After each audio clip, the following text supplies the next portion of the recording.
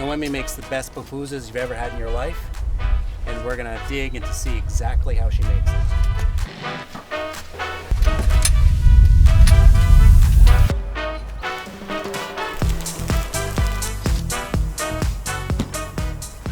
So this is my pride and joy right here. This is the red Komodo. I'm shooting most of my close-up shots and my interview shots at 6K RAW, and I'm delivering in 4K, which means I can take 2 frames out of the same shot. If I'm in El Salvador, am I using a fork and knife? It's up to you if you want to. You could say it. You could say it. Nobody uses a fork and knife. Well, nobody uses a fork and knife.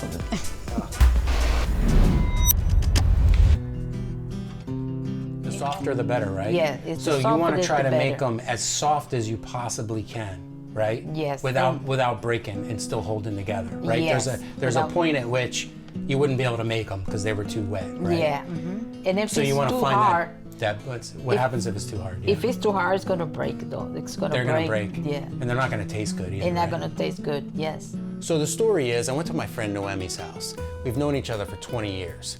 When I was executive chef at a country club, she used to make this El Salvadorian food for us for lunch, for the whole staff, and it was amazing. And I've been fascinated with the quality of her pupusas for years. So this is my way of getting a little insight into how she makes these pupusas. So secretly, I'm just trying to steal her recipe. This will be the first of many videos where I go into chefs' homes and restaurants and I see exactly how they make their signature dishes. So hit that like button and subscribe, and we'll do more food adventures like this one. So here are the ingredients. We've got some cabbage, onions, peppers, tomatoes, queso fresco, mozzarella, and cilantro. The first thing Noemi does is she blends the queso fresco and the mozzarella, roughly a 50-50 mixture, and she explains it better here.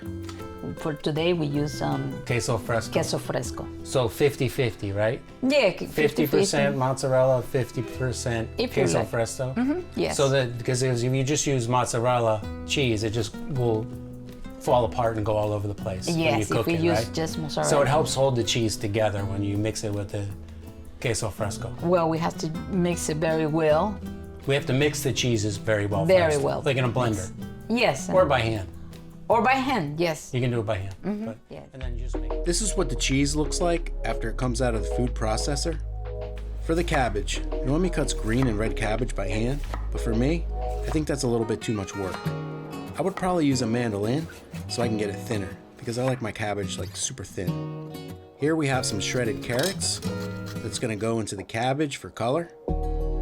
She uses half of a medium red onion and slices it up julienne style and adds some texture and flavor to the cabbage. She's gonna kill me after hearing this video, but the onion slices are way too big for me for coleslaw, and I would definitely cut them a little bit thinner. And you put the boiling water in and let it sit for a minute? Yes. To cook the cabbage? Yeah. Okay. And then you drain out the hot water? I drain the hot water and I put the cold water on. I use the bowl. Okay, so after you drain the hot water, then you put cold water to make sure how much keep cold cooking. water? Like half To cover, yeah, it's always to cover. Just enough to cover. Enough to cover. And yeah, that make sure cools it down? they stop cooking. To flavor the coleslaw, Noemi's going to season with champagne vinegar and salt and some fresh cold water, about half as much water as there is cabbage, and then salt to taste. Mix well to incorporate and then reserve in the refrigerator. Now for the salsa. You see she's got 4 tomatoes, half a red onion, jalapeno, green pepper, and cilantro. Noemi's cutting up the onions large because it's going to be pureed anyway. Same thing with the peppers. She's got a few sprigs of cilantro, removing the stems, and then she's going to cut up the jalapeno. And we put it in the blender.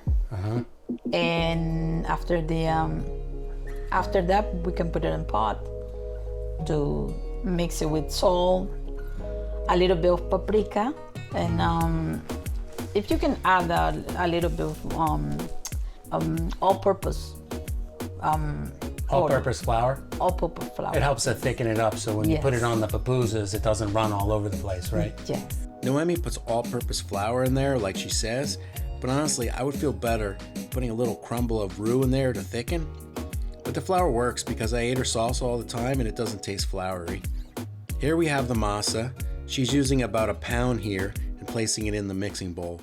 So then tell me about the consistency of the flour and water, the masa and the water. Like, how do you know the right consistency?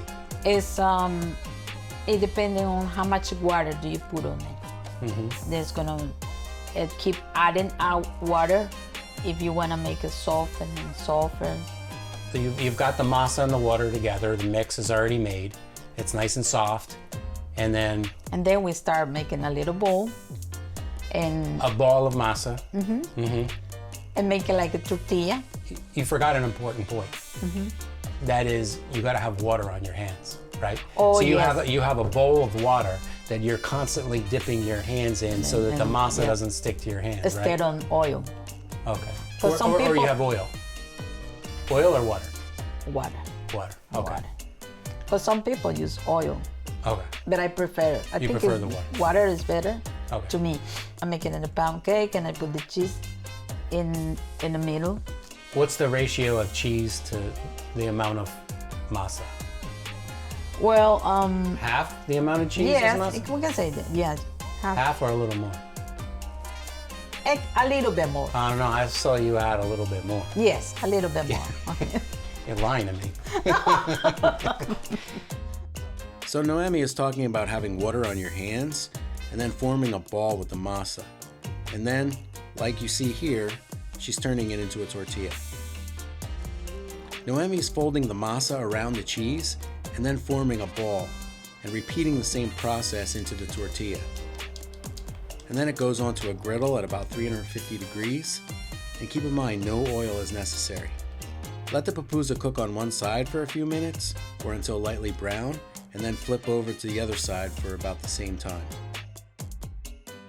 Repeat this process again, so essentially the pupusa flipped 4 times until it's golden brown, 2 times on each side.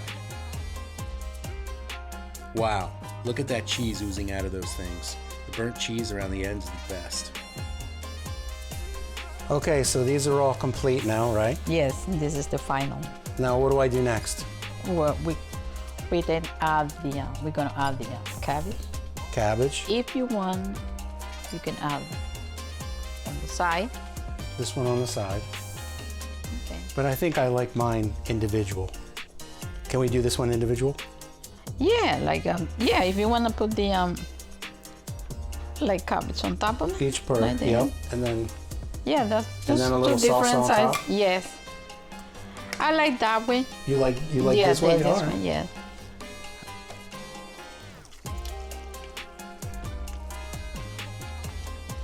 Wow, these are excellent. You make the dough the softest out of anybody I know. Mm-hmm. And that's the key, is like with the dough. With the dough.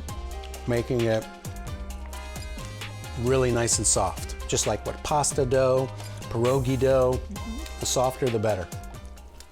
Next, we're probably gonna make like rellenos. Rellenos. What's a relleno? Rellenos is makes a vegetable, like we can make like chayote, if you know what the chayote means. Chayote, yes. What's the chayote? Or we can make the potatoes, rellenos of potato.